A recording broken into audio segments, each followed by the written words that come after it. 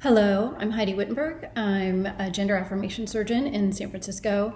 We're at this current date is 3/25. We're under a stay-at-home order, as a lot of you are.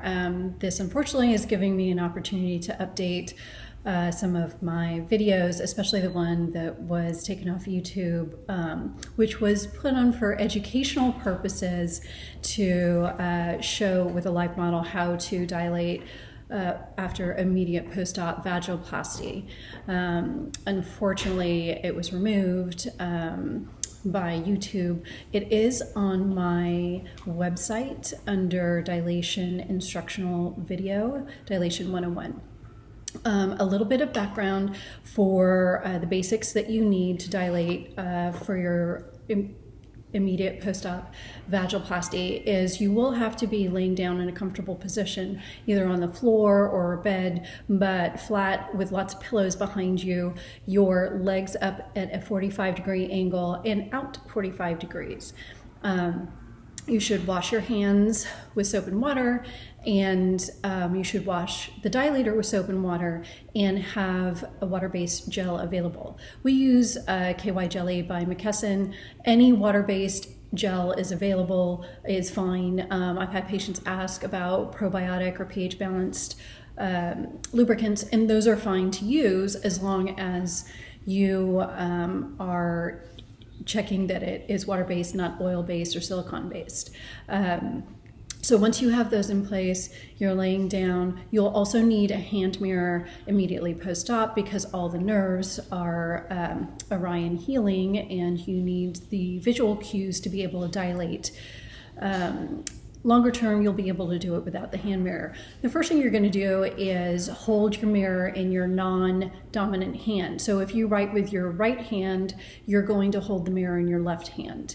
If you write with your left hand, you'll hold the mirror in your right hand. So you'll need to hold the dilator with your right hand if you're write with your right hand.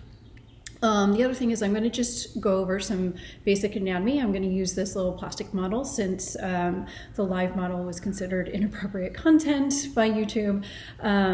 So bear with me. I've only got the 46XX pelvic bone structure, but I'm going to tell you what's different and why dilation nuances are going to be different.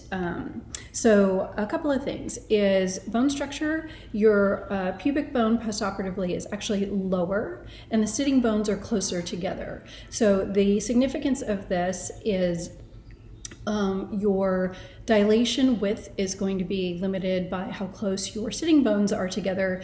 I have a few very petite patients that can't dilate past a certain size because their sitting bones are very petite in distance. Not that many patients, but a few patients. And the other thing is when we are consistently talking about doing the U-turn when you initially dilate, it's because we need to get underneath this pubic bone and underneath the urethra into the vagina. So here we've got, I'm going to try and show you, this is a uterus. We're going to take the uterus out. So if you see very close, there's the bladder, and right in between it, there's the vagina, and then there's the rectum. So the vagina is literally sandwiched in between the bladder, urethra, and behind is the rectum. I'm going to take out the bladder again for demonstration purposes. We see that those are right on top of each other.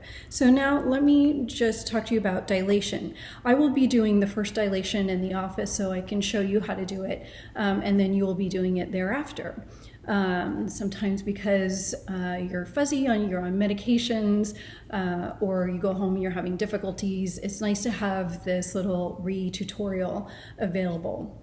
You might have lost a little of the nuances, and just to have a repeat lesson is valuable.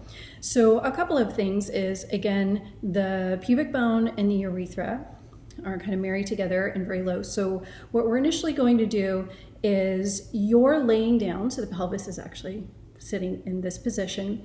Your legs are up at a 45-degree angle, and you're going to insert the dilator at a 45-degree angle. Sometimes it needs to be a little bit more angled. Again, it depends, but we're gonna have to go in just a couple centimeters until you feel, I'm gonna rotate this around, until you feel kind of the back of the vagina, which is pressing on the rectum. Okay, I took out the vagina so you could see like it's gonna be pressing on the rectum. So that's why we then, once you're kind of get in a couple of centimeters, you're gonna then do a U-turn and go up, okay, towards your belly button. So now I'm gonna rotate. Once you go in and you're softly hitting, you're not pressing hard, then you're gonna do the U-turn so you can follow the trajectory of the vagina, which again is towards your belly button. This is important. Second week post-op, you're going to have a lot of swelling, really common to have separation of incision sites, especially at this bottom part of the perineum where that's the most tension of where the skin sites have the most pressure and tension at that pressure point.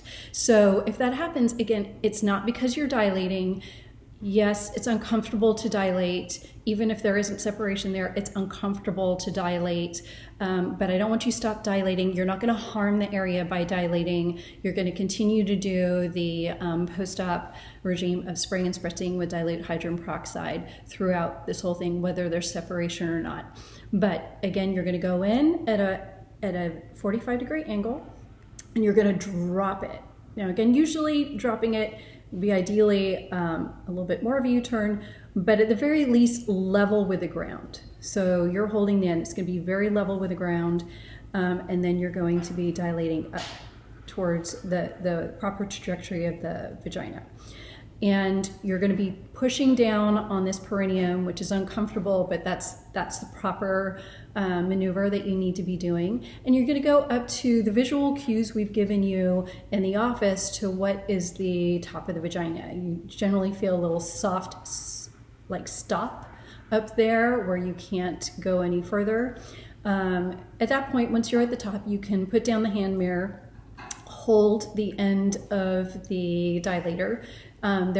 You have to maintain a little pressure there at all times because your body will naturally want to push out the dilator. If it pushes out, then you're not maintaining a full depth dilation, and you may actually lose some of the depth that you've gotten postoperatively. So maintain a hand there. The other reason is if you cough, laugh, or sneeze, the dilator can come shooting out. As one of my patients said, almost broke her sliding glass window. So again, protect your windows and just hold your dilator there while you're dilating. The usual routine for dilating is a minimum of dilating 3 times a day for at least 10 minutes for the first 3 months. I might individualize the time for dilation depending on individualized issues that patients are having, but the basic is 10 minutes 3 times a day. A lot of times I'll have some patients do 30 minutes 3 times a day, just to, if there's more dilation time needed. Now, with that, it's very important to continue that for the first 3 months because there is a tightening phase at the end of the 3 months that a lot of women go through. And it's about a 2-week period where you have to spend more time dilating. There's just global tightening of muscles around the vagina and scar tissue. And you may have to go back down in size of dilator if you've increased size of dilator. Once you work through that, then you'll be able to graduate after 3 months to once-a-day dilation. But women who've gone back to work early or don't dilate 3 times a day for that first 3 months definitely have an increased risk of losing the depth of the vagina. There's no way to regain depth of the vagina unless we do a surgical procedure. You can regain width, but you can't regain depth. So better go down a size of dilator than to lose that depth. And you can always regain width later. A couple issues patients have, probably the number one issue patients have is they're having all of a sudden a hard time getting the dilator in. That's the first immediate issue. And that's because all of a sudden they're forgetting to do that angle, and so they're just going in straight, and what they're doing is they're actually hitting their pubic bone, which is a roadblock.